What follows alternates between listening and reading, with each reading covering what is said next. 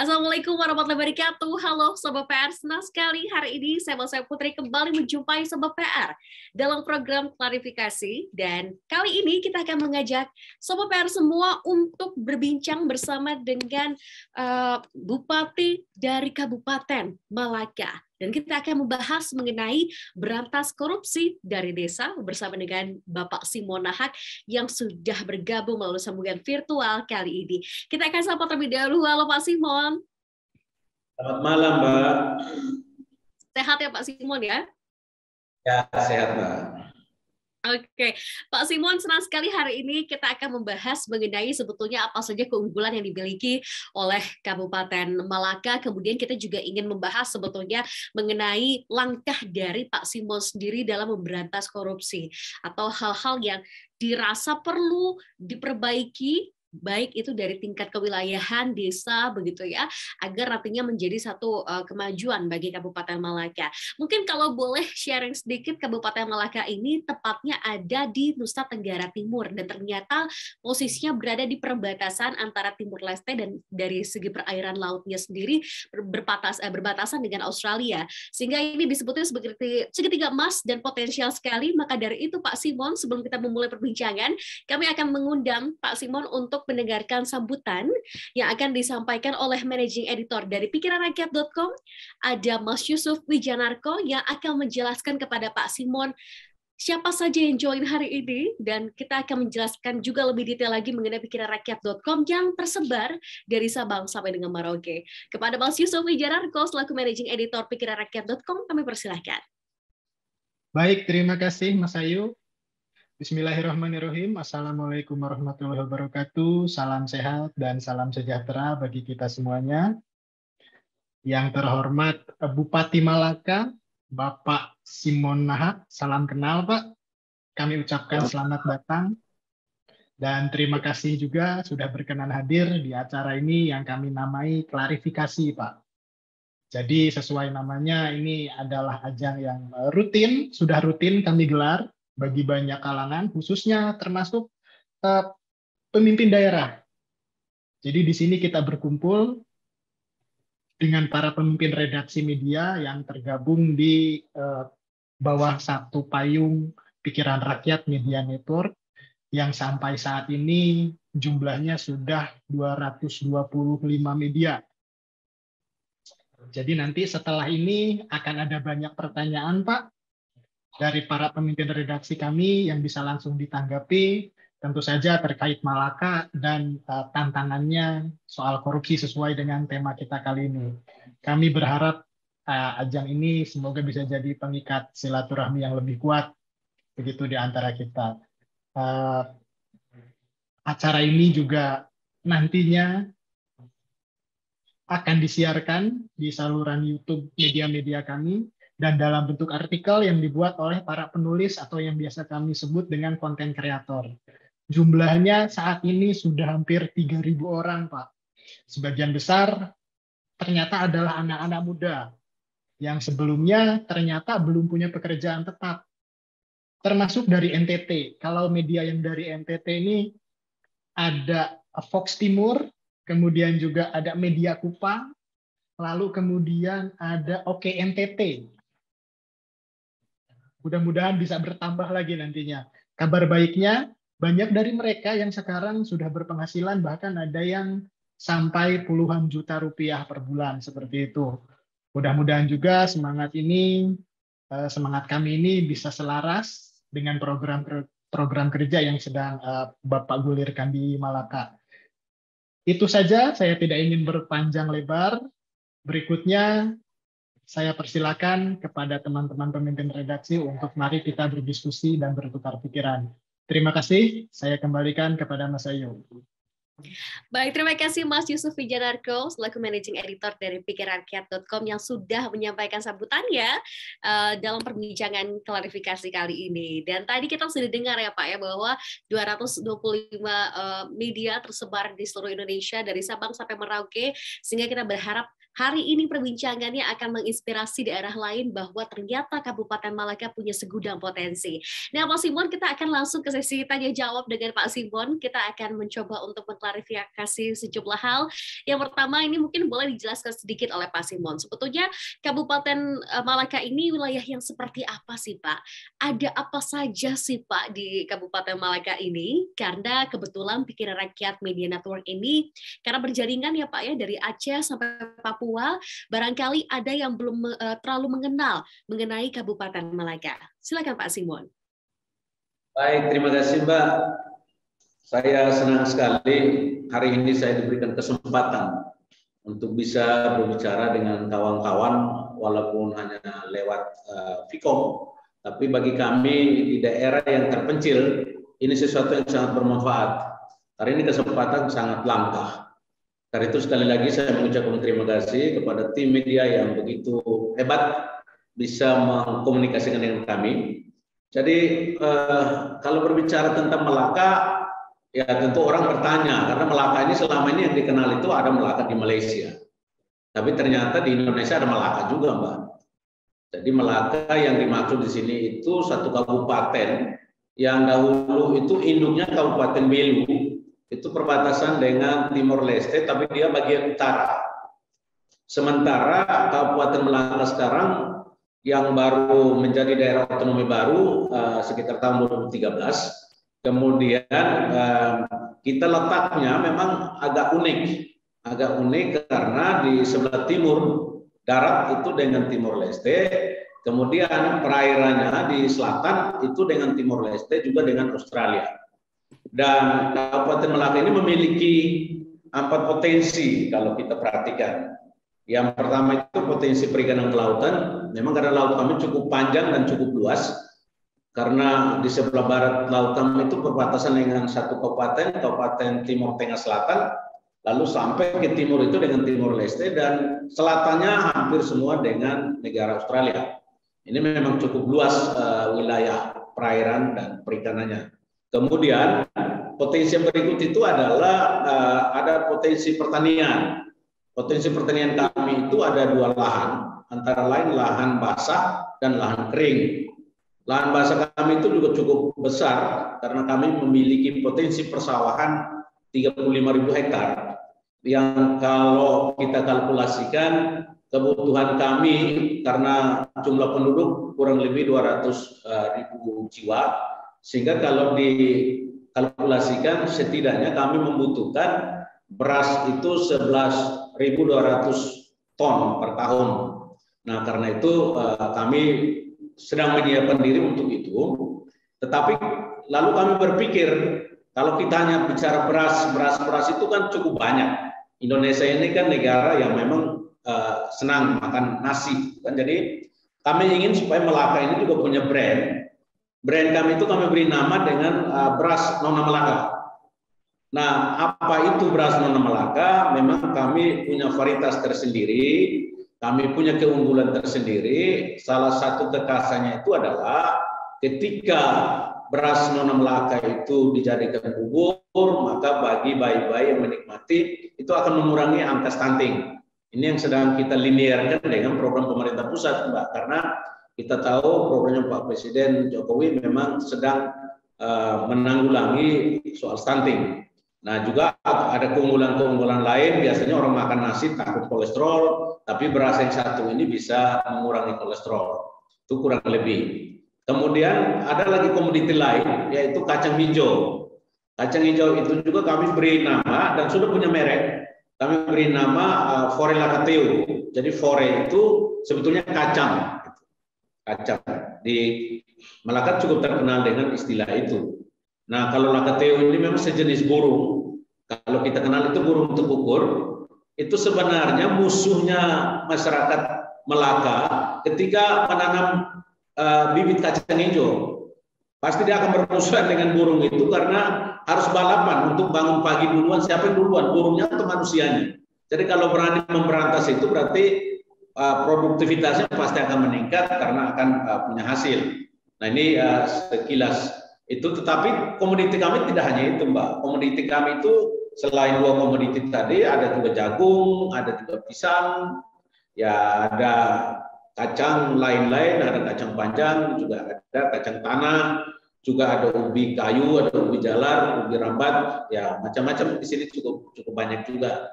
Sayur-sayuran juga cukup di sini. Kemudian potensi yang ketiga itu adalah potensi yang terkait tentang peternakan. Kami juga di sini punya hewan piaraan sama. Mungkin kami karena dekat dengan Bali, sapi yang kami miliki juga masih produk sapi Bali. Itu juga cukup banyak di sini, bibit-bibitnya memang cukup banyak. Kemudian ada kambing, ya ada babi, ada ayam dan masih banyak ternak yang lain. Dan ada satu potensi unik yang tadi sempat diskusi bebas tadi saya sampaikan Mbaknya bahwa kami di sini ada potensi pariwisata. Sedang kami desain untuk ekowisata. Ada satu lokasi khusus karena jujur Melaka ini terlalu banyak buaya, Mbak. Tapi yang buaya benar, Pak, bukan buaya darat, Mbak. Yang jelas buaya benar. Iya, betul. Banyak buaya yang memang ya tidak bisa dihitung dan kadang-kadang sangat membahayakan juga aktivitas manusia, terutama bapak mama yang bertani, bersawah atau turun ke laut, ini memang sangat membahayakan. Sehingga kami berpikir untuk buat satu ekosistem, kemudian membuat satu ekowisata agar ada keterpaduan, Mbak. Ada kunjungan wisata datang karena ada keunikan yang tadi saya sempat gambarkan. Keunikan buaya di sini. Nah, saya tidak memahami, mungkin saya masih mencari dari aspek arkeologi atau budaya. Mengapa orang-orang saya bisa membuat upacara dan kemudian memanggil buaya dan buaya itu datang benar, Mbak. Nah, ini ya, mereka memanggil lalu buaya itu datang dengan bahasa daerah di sini, dengan ada upacara-upacara adat tertentu, lalu mereka lakukan upacara itu dan benar datang buaya-buaya itu. Sehingga saya berpikir ini menarik untuk jadi objek wisata. Ya di samping ada pantainya memang cukup bagus, pasirnya putih bersih memang bagus. Kemudian ada tambak-tambak yang cukup luas, tambak udang, tambak ikan memang cukup besar di wilayah ini, dan area-area pertanian lain. Ada juga di sini satu bukit yang cukup menarik karena ketika kita naik ke atas bukit itu malam-malam itu kita bisa melihat dari jauh Timor Leste dan Australia. Itu namanya BCA. BCA bukan Bank Sentral Asia tapi Bukit Cinta Alas. Nah, ini kan menarik lagi di situ, Pak. Nah, itu potensi wisata yang kami miliki. Masyarakatnya di sini hampir 80% bahkan menyentuh angka 90%. Rata-rata kami masih kurang. Khusus untuk perguruan tinggi, kami belum memiliki satu perguruan tinggi yang lengkap karena masih sebatas sekolah tinggi. Kemudian hanya dengan SMA, SMK, SD, SMP, dengan playgroup masih ada. Saya kira itu sekilas Melaka. Yang jelas Melaka itu adanya di Provinsi Nusa Tenggara Timur, bagian paling timur karena perbatasan langsung dengan Timor Leste. Saya kira itu, Mbak, yang saya bisa kasih gambaran. Luar biasa. Jadi Pak Simon ini juga bisa dibilang out of the box ya, berpikirnya bahwa bagaimana dari hal yang mungkin selama ini ditakutkan masyarakat karena ada banyak buaya, tapi justru itu bisa menjadi potensi wisata di sana, seperti Lampung dengan Waikambasnya mungkin ya Pak ya, atau mungkin Thailand juga ini juga atraksi buaya, mungkin nanti ini bisa jadi salah satu ciri khas di NTT khususnya Kabupaten Malaka ya Pak Simon ya? Ya benar, benar. Ya. Kita nantikan nanti. Kalau kita main ke Malaka semoga sudah bisa terrealisasi. Pertanyaan lain Pak, kalau saya membaca profil sedikit dari Pak Simon, kabarnya perjalanan hidup Bapak ini serba berketerbatasan atau artinya terbatas begitu ya. Merupakan anak dari petani tembakau dan tenun ikat. Mungkin boleh diceritakan sedikit Pak bagaimana jatuh bangun seorang Pak Simon dalam perjalanan hidupnya hingga menjadi bupati saat ini. Kita lihat juga track record atau karir Bapak dalam dunia hukum juga luar biasa Pak ya sampai detik ini ya Pak ya. Ya sebetulnya konsep hidup saya itu mensyukuri hidup saja. Saya bersyukur saja. Untung juga saya lahir dari anak. Oke, baik.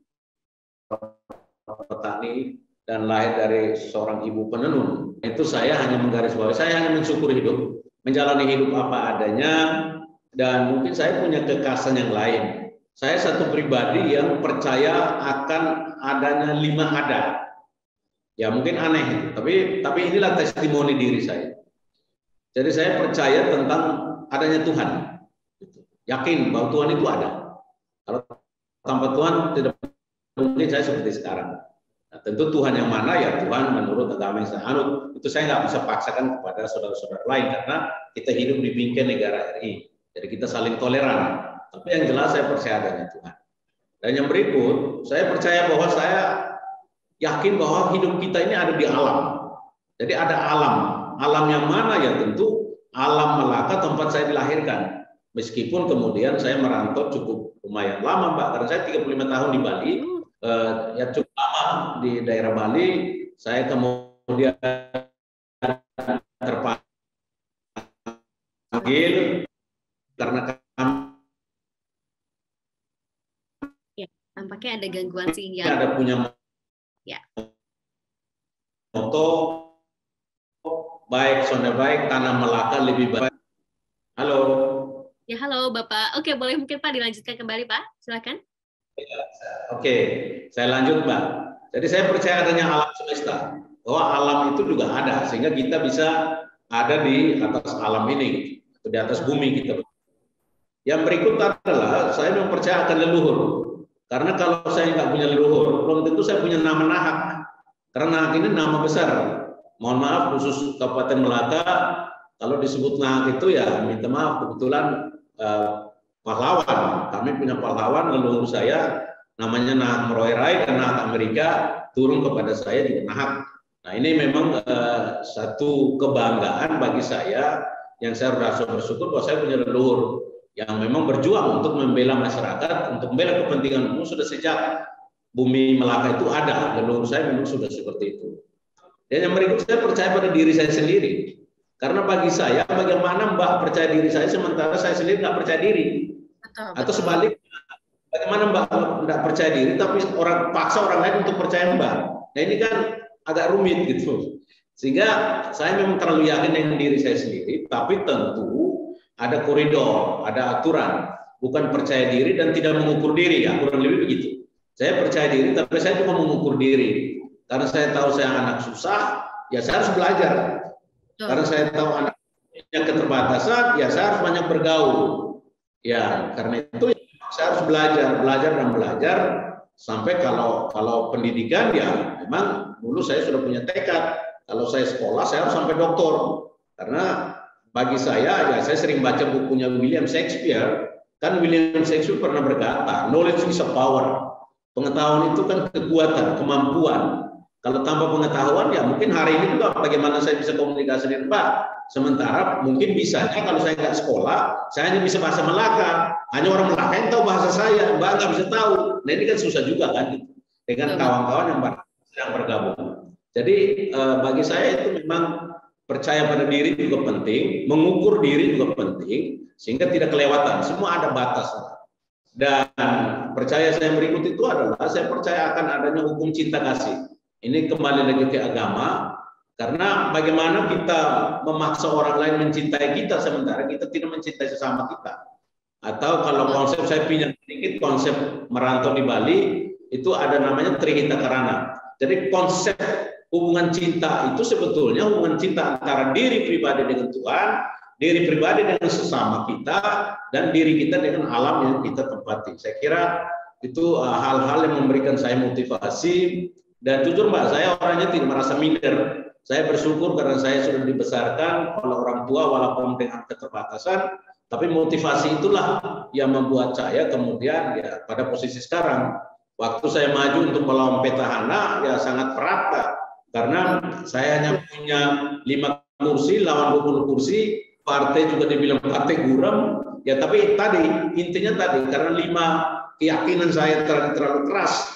Sehingga saya percaya pada diri bahwa ya why not kalau memang saya tampil untuk berbuat yang terbaik untuk kabupaten saya atau daerah saya, mengapa saya harus malu, mengapa saya harus takut.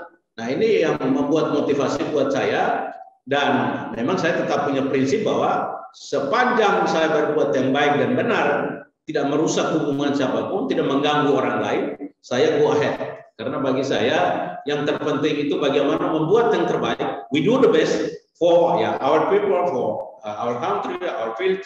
Ya saya pikir itu yang saya bisa lakukan, sehingga saya tidak merasa diri minder, saya tidak merasa diri kurang apapun untuk berhadapan dengan siapapun, sepanjang saya salut, saya tetap menghormati sesama saya sebagai saya mencintai diri saya sendiri. Saya kira itu yang saya bisa kasih gambar. Oh, luar biasa ya, perjalanan hidup membuat seorang Pak Simon akhirnya punya 5 keyakinan itu untuk dalam melangkah, baik itu dari sisi politik dan kehidupan begitu ya. Kita akan ke rekan-rekan kita yang lain yang akan bertanya, karena tadi kita sudah sebutkan PRMN ini kan dari Sabang sampai Merauke. Kita akan ke rekan kita di Depok. Dari Pikiran Rakyat Depok ada Mas Rama. Halo Mas Rama. Halo. Silakan Mas Rama dengan pertanyaannya untuk Pak Bupati Malaka, Pak Simon Naha. Oke, terima kasih Mas Ayu. Salam kenal Pak Simon. Di kesempatan ini saya akan bertanya berkaitan dengan program kerja Pak Simon, yakni program Sakti. Di dalam program Sakti itu membahas mengenai swasembada pangan, adat istiadat, kualitas SDM, tata kelola, dan pembangunan infrastruktur. Dan yang mau saya tanyakan adalah bagaimana realisasi dari program tersebut selama 2 tahun Pak Simon menjabat. Terima kasih Pak. Oke, Pak Simon, silakan. Ini pertanyaan anak muda yang sangat menarik ini. Ya, Sakti itu sebetulnya satu akronim. Saya terinspirasi pada saat saya mau maju pilkada, kemudian saya ingin mendesain sesuatu yang mudah diingat. Jadi Sakti itu sebetulnya ya orang mau katakan apa, tapi bagi saya itu satu akronim. Jadi S itu memang menyediakan swasembada pangan, seperti tadi yang saya jelaskan, dan itu memang sedang berjalan. Karena mohon maaf, saya belum menjabat sampai 2 tahun, dan begitu saya masuk, kita kena ya masih COVID waktu itu, sehingga banyak anggaran-anggaran dipotong untuk kegiatan-kegiatan baik pusat, provinsi maupun di kabupaten sendiri. Tapi saya bersyukur bahwa dengan keterbatasan ini semangat tetap ada, kemudian kerjasama tetap ada, kolaborasi dengan instansi terkait, masyarakat juga tetap saya minta untuk harus punya semangat, jadi militan untuk menjadi anak Malaka, sehingga karena prinsip saya, Mas, bagi saya itu hanya orang kuat saja yang disuruh jaga perbatasan. Kalau manusia sontoloyo tidak mungkin disuruh jaga perbatasan. Karena itu memang saya punya spirit untuk itu. Saya punya semangat, jadi kalau ditanya bagaimanakah program itu bisa jalan, ya saya terlalu yakin 100% jalan. Karena masa jabatan saya meskipun belum, tetapi dari program yang saya rancang, itu diantaranya kalau swasembada pangan itu, kalau kita hitung angka sudah 75% jalan.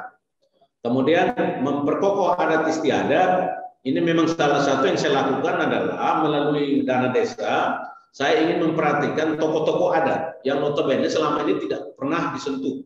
Sementara di Melaka ini punya tataran adat yang sangat kuat, tokoh-tokoh adat yang memang harus diatensi, nah sehingga mereka juga perlu kita perhatikan lewat anggaran-anggaran yang kita hitung masuk akal dan tidak bertentangan. Nah ini juga sedang dinikmati oleh tokoh-tokoh adat itu. Juga ada toleransi antarumat beragama ya, karena saya sadar bahwa tidak mungkin kami membangun sendiri dengan satu agama, karena negara ini bukan negara agama. Sehingga kita tetap toleran terhadap teman-teman kita, Muslim yang ada di sini, teman-teman Hindu, teman-teman Buddha, kita tetap ada toleran yang cukup tinggi, sehingga kadang ada upacara-upacara agama, di agama Katolik Protestan, banyak kawan-kawan kita yang dari Muslim kita minta untuk jaga keamanan.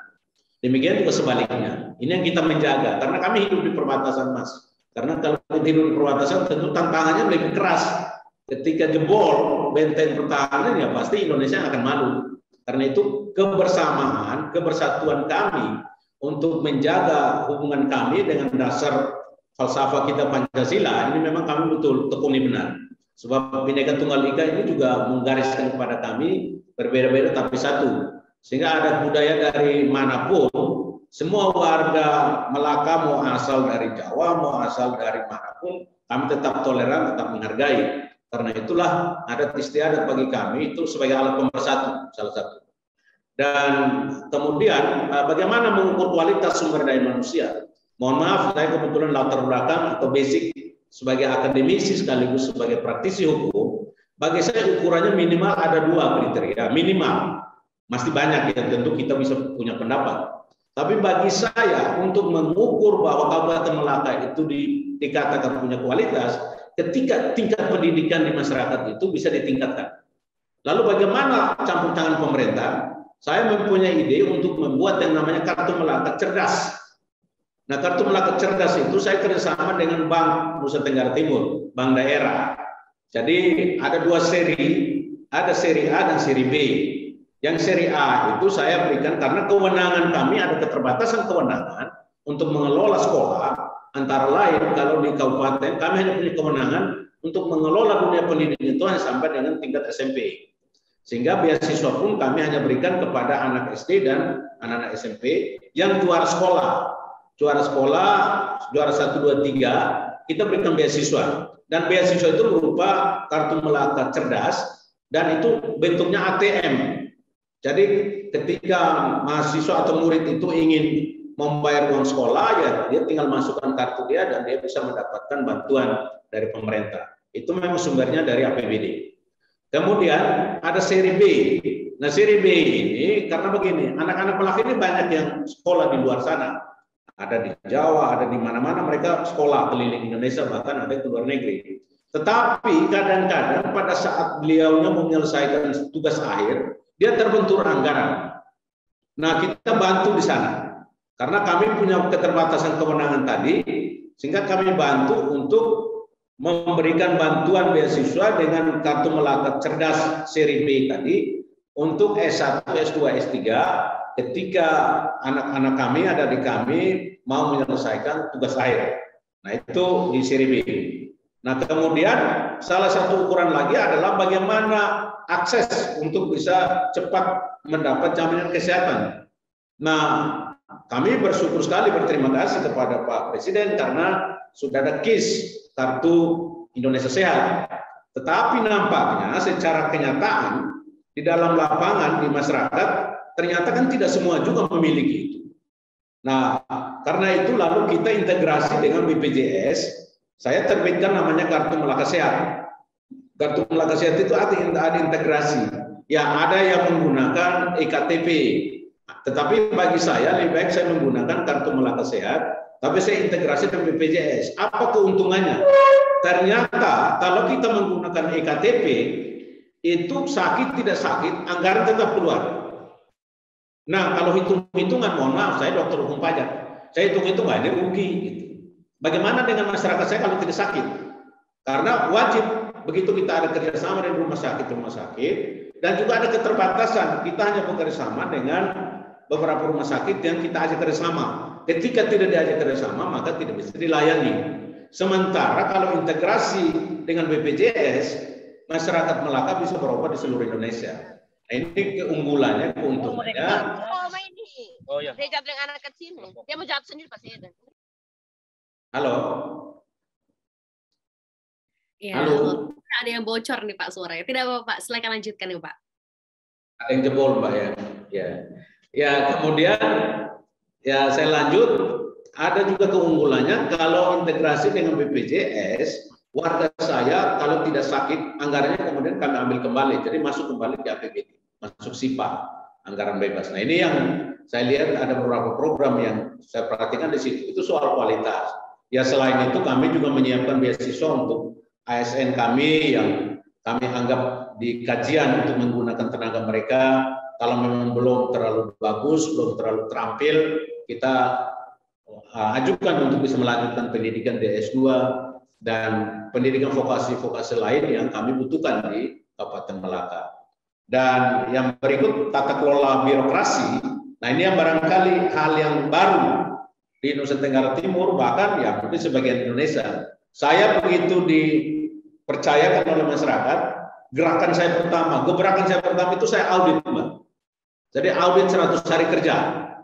Ada 100 hari kerja, jadi begitu saya menggerakkan itu, wow, ternyata cukup fantastis karena banyak yang saya temukan. Begitu saya gerakan 99 kepala desa dari 127 desa yang ada di Kabupaten Melaka itu ada temuan, ada penyimpangan anggaran. Dan sampai hari ini bahkan semakin bertambah karena audit saya terus lakukan dan itu tidak hanya terhadap kepala desa, terhadap opini saya, SKPD saya pun saya lakukan. Terhadap guru-guru juga saya lakukan. Terhadap kepala-kepala puskesmas juga saya lakukan. Karena saya ingin, sebab saya lihat ya korupsi ini kan kalau kita tahu definisi itu kan sebetulnya sifat yang ya kasarnya itu kan korup, itu kan korup itu sebetulnya kan busuk, perbuatan yang tidak baik. Mencuri uang negara ini kan perbuatan yang memang tidak benar lah, bisa melanggar norma, tidak hanya norma hukum tapi juga norma agama dan norma sosial lain. Nah karena itu di tata kelola birokrasi ini saya fokuskan untuk pemberantasan korupsi. Nanti kita bisa diskusi lebih dalam di sana. Dan yang berikut infrastruktur. Nah jujur Mbak, sampai sekarang Melaka ini belum punya puspen, belum punya kantor, bahkan belum punya rumah jabatan. Nah, bagaimana kalau korupsinya dipelihara? Bagaimana saya bisa membangun? Nah, karena itu atas kebijakan-kebijakan saya bersyukur bahwa kendati pun tertatih-tatih dengan keterbatasan anggaran, tetapi saya bersyukur rumah jabatan bupati, wakil bupati hampir selesai. Sebentar lagi kami bisa menempati gedung dewan yang sempat mangkrak juga sekarang saya bisa selesaikan. Mudah-mudahan tahun ini juga kami ada gedung dewan. Dan sebentar lagi barangkali sampai pertengahan Agustus kami akan ada peletakan batu pertama untuk kantor bupati dengan kantor-kantor lain yang sedang kami lakukan. Selain infrastruktur lain ya jalan, kemudian jembatan, karena Melaka subur sebab ada satu sungai besar yang juga membuat kami juga kebingungan, namanya Sungai Benenai. Setiap banjir ya syukur-syukur kemarin satu jembatan sudah bisa diperbaiki. Kalau tidak kami juga kesulitan. Ini tantangan-tantangan kami tidak hanya COVID, tetapi juga dengan bencana alam yang nyata-nyata betul-betul sangat merugikan. Sehingga kalau ditanya berapa persen, ya saya baru setahun lebih, tapi kurang lebih di atas 50% program saya sudah bisa jalan. Saya kira itu yang saya bisa kasih gambaran. Terima kasih. Wah, luar biasa. Program Sakti namanya, ternyata itu adalah akronim dari program memang menjadikan unggulan begitu dari Kabupaten Malaka dan tengah dilakukan oleh Pak Simon selama masa jabatannya ini. Kita akan ke pertanyaan lain ya Pak Simon ya, semoga terjawabkan dari Mas Rama dari Depok. Kita akan ke Kakak Marcelino Cardoso atau Kak Cardoso dari Media Kupang. Halo Kak Cardoso. Halo, selamat sore Mbak. Selamat sore Kak Cardoso, silakan dengan pertanyaannya untuk Pak Simon. Baik, selamat sore untuk kita semua. Selamat sore Bapak Bupati, Pak Simon Naak. Ya, tadi sesuai dengan apa yang disampaikan oleh host kita, terkait dengan berantas korupsi dari desa, salah satunya. Boleh diceritakan sedikit Bapak? Pembangunan desa di Kabupaten Malaka progresnya seperti apa? Ada program apa saja yang sedang berjalan untuk membantu mempercantik citra Kabupaten Malaka? Mungkin dua pertanyaan itu dulu, saya kembalikan. Terima kasih. Oke, baik, terima kasih. Silakan Pak Simon. Ya, baik Pak Cardoso, terima kasih banyak. Jadi kalau bicara memberantas korupsi dari pinggir, kemudian ada pembangunan apa saja, saya menggunakan teori makan bubur. Orang makan bubur itu kan mesti dari pinggir, Mbak. Nggak bisa langsung main di tengah. Nah, kenapa harus mulai dari desa? Karena bagi saya, anggaran yang digelontorkan dari pemerintah pusat di pemerintahan Bapak Presiden itu kan cukup besar. Nah, antara lain yang saya pantau, itu hampir-hampir setiap desa itu setahun itu 1 miliar. Nah, cuman kan yang saya lihat, anggaran itu tidak digunakan dengan maksimal. Jadi saya datang, saya perhatikan, ya mestinya ada jalan desa, tapi ternyata juga tidak semuanya berjalan. Kantor desa juga banyak yang rusak, tetapi kemudian tidak diperhatikan. Kemudian aparat desa juga dengan keterbatasan yang ada, mereka juga fasilitas sangat terbatas juga seperti dibiarkan. Disiplin masuk kantor juga kadang-kadang saya kan sukanya ngantor di lapangan. Jadi tiba-tiba tanpa saya kasih tahu, saya datang ke kantor desa A, saya duduk di situ. Nah, kaget karena sampai jam 10 juga kantor belum dibuka. Padahal Pak Bupati jam 7 sudah di kantor. Nah ini kan mental seperti itu juga perlu kita perbaiki. Karena begini Pak Cardoso, memperbaiki itu tidak hanya lihat fisik. Kalau fisik itu kita cari anggaran itu selesai. Tapi kalau mental manusianya tidak diperbaiki, bagaimana kita mau maju kalau disiplin masuk kantor aja? Tidak. Nah ini kan satu hal yang saya selama ini saya lakukan. Karena itu kalau Bapak dan Ibu pantau saya suka sekali berkantor di lapangan. Kadang-kadang saya datang ke kemarin umpama, saya lihat di pelayanan publik terhadap aktivitas di dinas kependudukan, saya lihat ada sedikit gesekan. Pagi-pagi saya kantor di sana. Saya ingin tahu kenapa sih mesti terjadi gesekan. Kenapa tidak bisa melayani masyarakat secara cepat? Apa kendalanya? Nah, demikian juga di desa. Di desa ini kalau kita tidak serius sebagai kepala daerah, tidak rajin-rajin turun ke desa, maka itu akan terjadi penyelewengan. Dan saya bersyukur karena dengan saya sering turun ke sana, pembangunan yang tadinya mereka tidak punya air minum, umpama. Sekarang saya kerjasama dengan beberapa yayasan, ya saya buka aja, ada yayasan Pondok Kasih dari Surabaya yang sudah banyak membantu kami, tidak hanya untuk bantu air bersih di desa-desa, tetapi juga sekolah-sekolah, bahkan mereka membuka untuk membantu kami. Nah ini kan kita mesti terbuka. Ketika kita turun ke desa, kendala desa apa? Kalau sekolah ya kita cari akses dengan yayasan-yayasan yang memang dia mau kerjasama dan membantu kita di bidang kualitas sumber daya manusia tanpa ada ikatan-ikatan tertentu atau tanpa ada kontrak-kontrak tertentu kemudian membebankan anggaran. Nah ini kan juga harus cerdasnya seorang bupati sehingga kemudian bisa membantu masyarakat desanya yang tadinya pendidikan susah, kita bisa buka sekolah-sekolah di sana. Tadinya dia tidak air bersih aja susah, kita bantu dengan yayasan-yayasan untuk buka air bersih supaya dapat air minum. Tadinya listrik sama sekali belum masuk, kita masukkan. Kita kerjasama dengan teman-teman di PRRI, kita kerjasama dengan beberapa pengusaha-pengusaha yang mau CSR-nya bisa bantu kami. Dan ternyata dengan adanya begitu, dengan keterbukaan yang kami bawa dari merantau, ternyata cukup membantu masyarakat-masyarakat di desa yang notabene tadinya gelap sekarang menjadi terang. Kita buat program desa terang, kita bisa lakukan itu. Kita buat program yang tadinya susah air bersih, kita masukkan air bersih. Kita keliling ke desa-desa untuk lihat anak-anak sekolah yang betul susah tetapi kemudian tidak mampu membayar uang sekolahnya. Kita lihat anggaran di dana desa, kita lihat anggaran di pemerintah, kita juga cari akses dengan beberapa pengusaha yang kemudian mau membantu desa-desa. Jadi saya tidak hanya bekerja untuk membantu di desa-desa, tetapi juga beberapa kantor camat. Kami juga mencari anggaran untuk bisa memperbaiki kantor camat yang notabene memang sudah sangat parah, plafonnya hampir ambruk. Kadang-kadang kita datang rapat juga kita wanti-wanti, besok ada angin kencang, hujan lebat, bisa-bisa ini roboh. Nah itu semua juga kita perhatikan. Karena bekerja di birokrasi ini bagi saya satu kabupaten itu akan menjadi satu kabupaten yang maju ketika desa-desanya juga memang juga maju, juga berkembang dengan baik. Sehingga kalau pertanyaannya apa saja yang sedang dilakukan di desa, ya air bersih karena saya anggap itu kebutuhan mendasar. Listrik karena saya anggap itu juga kebutuhan. Perbaiki saluran itu juga kebutuhan. Irigasi. Kemudian satu hal lagi, supaya program saya swasembada pangan ini bisa jalan, saya juga mewajibkan kepada semua desa agar satu desa minimal 1 hektar lahan.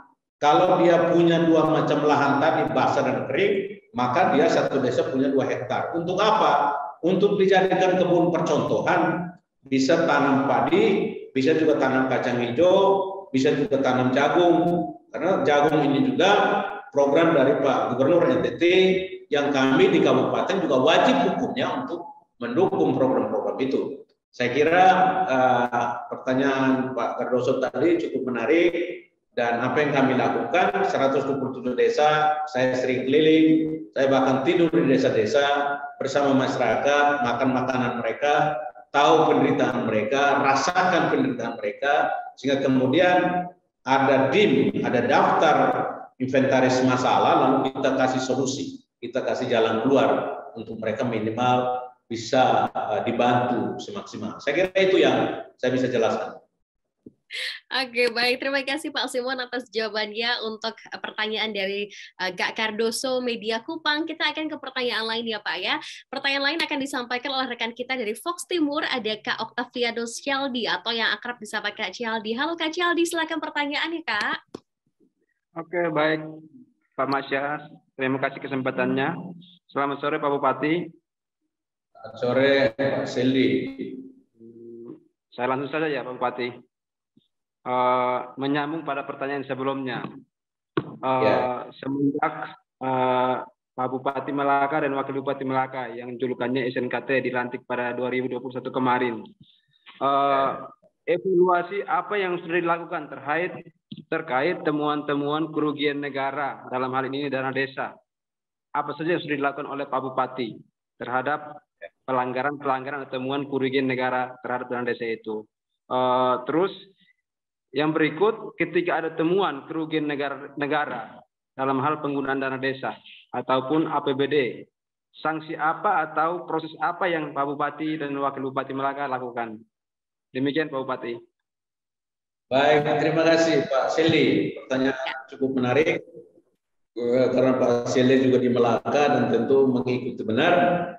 Jadi strategi penanggulangan korupsi ini sebetulnya kan minimal ada dua.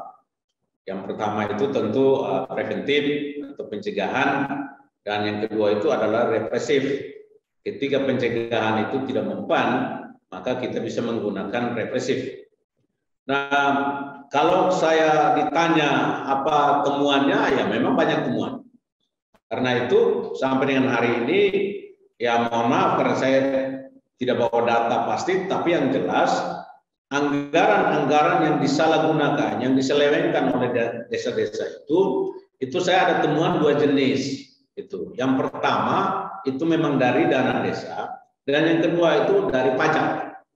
Jadi mereka itu rata-rata tidak disiplin untuk membayar pajak, atau bahkan setelah dipungut pajak lalu pajak itu dikorupsi lagi. Nah, kalau itu setelah kita temukan, maka anggaran itu kita kembalikan ke kas daerah. Tetapi kalau itu penyelewengannya dana desa, maka kita kembalikan ke bendahara desa. Sebab distribusinya harus demikian. Walaupun saya sebagai bupati, tetapi saya tidak boleh mengambil alih dana desa, karena dana desa itu perintah undang-undang desa. Dana desa itu juga hierarkis dengan Kementerian Desa. Tetapi apakah ada temuan? Yang jelas ada temuan. Tadi saya katakan bahwa begitu saya menjabat dan wakil kami menjabat, itu kita langsung ada 99 kepala desa. Dan bahkan sampai dengan sekarang sudah ada beberapa kepala desa yang dilakukan tindakan represif. Ya, mengapa demikian? Karena setelah dikasih tenggat waktu, setelah dikasih jangka waktu sesuai dengan ketentuan yang ada, biasanya 60 hari. Lalu ternyata mereka tidak mampu kembalikan, ya maka kita proses. Sudah ada beberapa desa yang memang sudah sampai di proses ke pengadilan tipikor, sehingga mereka sedang berhadapan dengan APH, aparat penegak hukum, karena perbuatan-perbuatan mereka yang dikasih tenggang waktu tapi kemudian tidak mau menyelesaikan dalam waktu yang sudah ditentukan. Dan anggaran-anggaran kita dapat bawa kemana? Ya tadi saya katakan, kalau memang itu dana desa, ya kita harus kembalikan ke bendahara desa. Tapi kalau itu memang pajak daerah, ya maka harus kembalikan ke kas daerah di kabupaten. Itu yang kita lakukan. Lalu apakah dengan temuan-temuan itu lalu kita berhenti sampai di situ? Tidak juga. Sampai hari ini OPD saya juga sedang kita hadapi. Kita sedang periksa, ada beberapa yang ada indikasi penyimpangan penyelewengan anggaran. Kita juga sedang audit, saya perintahkan inspektur untuk melakukan audit. Bapperjagat juga sedang melakukan sidang terhadap mereka yang kemudian kita lihat, kita buka PP 94/2021 soal disiplin ASN. Itu juga kita sedang melakukan, hanya tentu kami tidak bisa serta-merta mengumumkan karena begini, kita punya asas hukum, itu kan ada asas praduga tak bersalah, pisan sama finans. Kita tidak bisa menjas orang begitu saya melihat bahwa si A versi media bersalah langsung kita hukum. Itu kan tidak mungkin. Karena semua ada due process model yang kita harus ikuti tahapan-tahapannya. Ada yang makanya kan tadi ada dua strategi penanggulangan, ada preventif dan ada represif.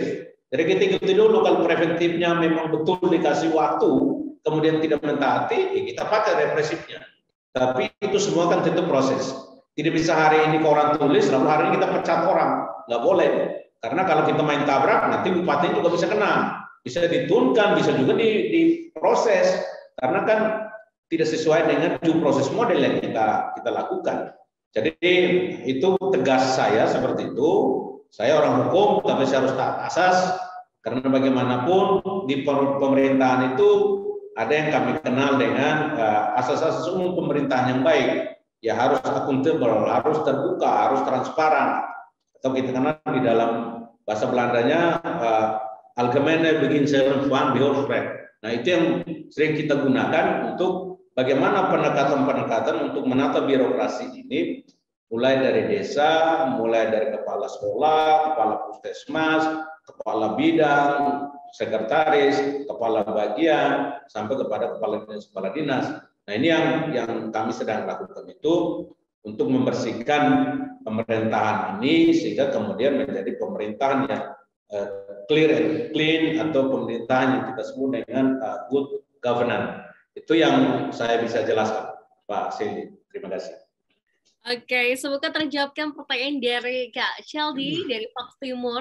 Kita akan ke pertanyaan terakhir yang akan disampaikan oleh rekan kita dari OK NTT. Ada Kak Mariano Parada. Halo Kak Mariano. Halo Mbak, selamat sore. Terima kasih. Iya, silakan Kak Mariano pertanyaannya untuk Pak Bupati. Ya, selamat sore Pak Bupati. Mungkin saya saya mungkin sedikit berbeda dengan teman-teman penanya terdahulu. Ini mungkin juga masih lama sih Pak Bupati. Soal karir politik di 2024.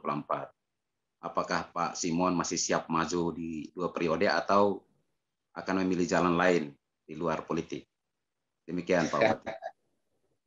Terima kasih. Wah, ini pertanyaan yang sedikit menggelitik ini. Iya Pak. Baik. Ya sebetulnya saya ikuti proses saja. Tapi kan begini, ini kan 2024 pertanyaannya. Kita belum sampai 2024, Bung. Jadi kita lihat dulu kondisi seperti apa. Tapi bagi saya, sekarang lebih baik saya fokus kerja untuk membangun Melaka dulu. Nanti kita lihat. Saya tidak boleh congak mengatakan bahwa saya akan maju. Karena saya menyadari bahwa maju dalam pilkada ini tidak semudah orang melihat dari luar, karena banyak faktor yang diperhatikan. Katakanlah kalau sekarang saya katakan maju, lalu partainya apa? Gitu. Kalau saya katakan partai A, apakah partainya sudah setuju untuk saya maju? Nah, kemudian apa kontribusi saya terhadap partai itu? Apakah saya mampu membesarkan partai itu? Ini tidak mudah Bang. Jadi saya kira pertanyaan menarik, tapi mohon maaf saya belum bisa memberikan sangat puas kepada Bung punya pertanyaan yang sangat menarik, karena kita berlomba dalam waktu, kita belum sampai menginjak ke garis itu. Saya tidak mau, mohon maaf, saya orangnya sederhana. Saya tidak suka sombong, menyombongkan diri bahwa saya pasti akan maju dan pasti menang. Mohon maaf, saya tipenya tidak seperti itu. Saya ikuti saja karena ini kan aturan. Aturan itu kalau orang kasih kita lari maraton, kita jangan pakai lari 100 meter. Nanti nafas habis, orang yang maraton yang gol. Gitu. Jadi kalau mereka kasih waktu maraton, ya kita ikuti aja dulu proses. Bagi saya lebih baik sekarang saya bekerja dulu maksimal. I do the best for Malaka, supaya kemudian masyarakat yang bisa menilai. Lalu saya juga bisa mengukur diri saya, apakah saya boleh, layak, dan pantas untuk bisa melanjutkan ke periode 2. Tentu saya harus mengukur diri saya. Program saya sudah berapa persen jalan, kegiatan saya sudah berapa yang saya lakukan, masyarakat saya sudah puas atau tidak menerima saya, lalu dukungan juga apakah sudah kuat. Ini semua harus dilihat secara holistik, karena tidak bisa hanya dilihat secara sepihak, sebab politik memang tidak mudah. Karena itu pertanyaan menarik ini kita akan bahas dan diskusi ketika pada waktunya. Kalau pada waktunya saya tentu akan menyatakan maju apa tidak, kita tunggu waktu supaya lawan tidak membaca gerakan-gerakan saya. Terima kasih. Oke, baiklah. Jadi Pak Simon mengatakan lebih baik sekarang buktikan lu dengan kinerja, dengan hasil, dengan pekerjaannya, supaya mungkin nanti juga mendapatkan penilaian, atau lebih tepatnya tadi Pak Simon juga katakan, jadi kita pelan-pelan dulu, jangan sampai nanti terbaca pihak lain juga ya. Ada strateginya juga nih Pak Simon ya. Oke, Pak Simon, sebelum kita tutup perbincangan dalam klarifikasi kali ini, singkat saja mungkin dari Pak Simon, apa saja harapan terbesar untuk Kabupaten Malaka sebagai daerah yang memang asal muasal dari seorang Pak Simon, kemudian juga mungkin apa saja program yang akan dikejar Pak di tahun 2022 ini. Silakan Pak. Terima kasih Mbak. Ada 2 program yang saya kejar. Yang pertama swasembada pangan, dan yang kedua kantor bupati saya harus bangun. Karena itu menjadi brand buat saya. Dan harapan saya kepada masyarakat saya, politik boleh beda politik, apapun boleh berbeda, tetapi cinta terhadap Malaka tetap menyala di dalam sanubari kita semua, sehingga kemudian kita bekerja itu hanya untuk Malaka, bukan untuk oknum, bukan untuk kelompok, tapi kita bekerja untuk Malaka. Karena itu saya menghimbau kepada masyarakat saya, tetap jaga stabilitas keamanan, tetap jaga keseimbangan pikiran, perasaan, omongan, dan tindakan, tidak menyakiti sesama yang lain, dan tetap membuka diri untuk sesama lain bisa datang, welcome to Malaka, sehingga kemudian Malaka ini bisa menjadi besar, Malaka ini bisa menjadi terkenal, Malaka bisa menjadi maju dan jaya untuk Indonesia, bukan hanya untuk Malaka. Saya kira itu yang saya sampaikan, Mbak. Terima kasih.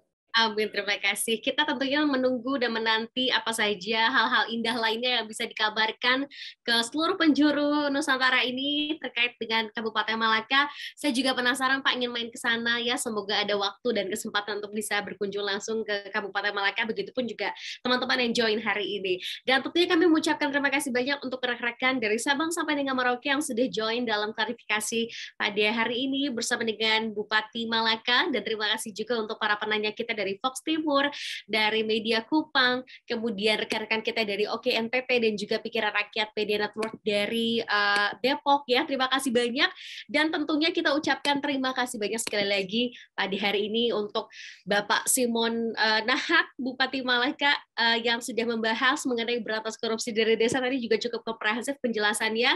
Bapak, terima kasih banyak. Waktu kita ini cukup di jeda sekitar 2 jam. Jadi 2 jam lebih cepat waktu di Malaka. Artinya ini tampaknya waktu Bapak sudah istirahat sebetulnya.